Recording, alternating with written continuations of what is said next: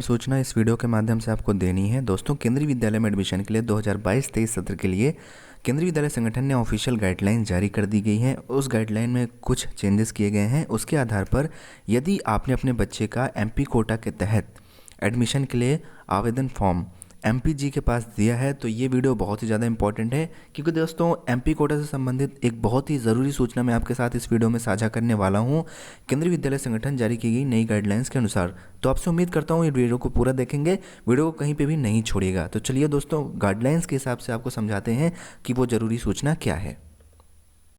दोस्तों, हम पहुंच चुके हैं केंद्रीय विद्यालय संगठन द्वारा जारी की हुई ऑफिशियल एडमिशन शेड्यूल 2022-23 सत्र के लिए।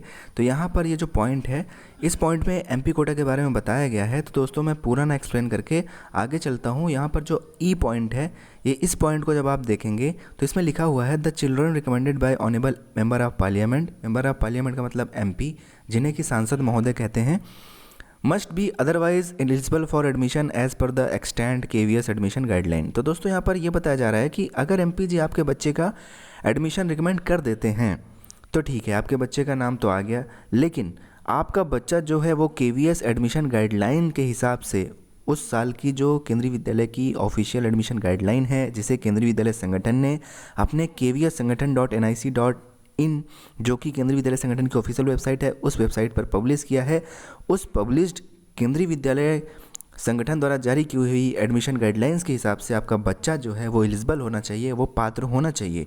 तो दोस्तों, यहाँ पर ये पॉइंट मैं आपको क्यों दिखा रहा हूँ, क्योंकि ये बहुत ही इंपॉर्टेंट पॉइंट है। ये एडमिशन गाइडलाइंस से आप देख पा रहे हैं कि एडमिशन गाइडलाइन में ये बताया गया है कि बच्चा जो भी रिकमेंड किया जाएगा ऑनेबल एमपी, चाहे वो राज्यसभा के सांसद हो चाहे वो लोकसभा के सांसद हो, उनके द्वारा जो भी बच्चे रिकमेंड किए जाएंगे वो केंद्रीय विद्यालय की एडमिशन गाइडलाइंस के हिसाब से भी एलिजिबल होने चाहिए।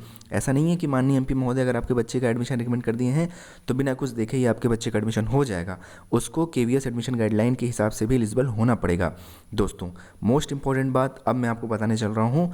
मोस्ट इंपॉर्टेंट बात यह है कि जो केवीएस एडमिशन गाइडलाइन है उसमें बच्चे की एज को लेकर कुछ महत्वपूर्ण बदलाव किए गए हैं। पहले क्लास 1 में एडमिशन के लिए जो मिनिमम एज थी वो 5 साल थी।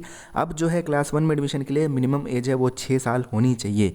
ऐसा नई शिक्षा नीति लागू होने के कारण हुआ है। तो दोस्तों, अब अगर आपने अपने बच्चे का एडमिशन के लिए फॉर्म रिकमेंड करवाया है एमपी महोदय से, तो आप अपने बच्चे की जो फॉर्म है वो आपने एज को 5 साल को ध्यान में रख के करवाया होगा।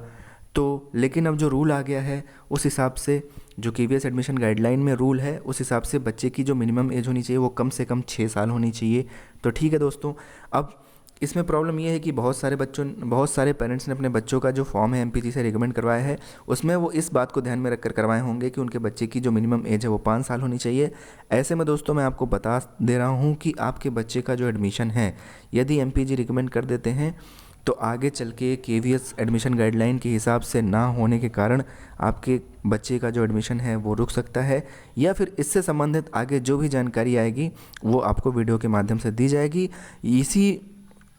इसी नोटिस में मैं आपको दिखा दे रहा हूँ, इसी एडमिशन गाइडलाइन में दिखा दे रहा हूँ, जहाँ पर एज का आपको देखने को मिल जाएगा जो रूल आया है। यहाँ पर आप देख सकते हैं, यही केवीएस एडमिशन ऑफिशियल गाइडलाइन में a child must be 6 year old age on 31st March in the academic year in which admission is sought for class 1, child born on 1st April should also be consider. तो दोस्तों, आप देख सकते हैं कि यहाँ पर पहले 5 साल थी, अब जो है ये 6 साल हो गई है मिनिमम एज क्लास 1 में एडमिशन के लिए। तो ज़्यादातर जो पेरेंट्स होते हैं वो अपने बच्चे का जो एडमिशन के लिए फॉर्म रिकमेंड करवाते हैं माननीय एमपी महोदय से, सांसद महोदय से, उसमें वो क्लास 1 को ही ध्यान में रख के कराते हैं।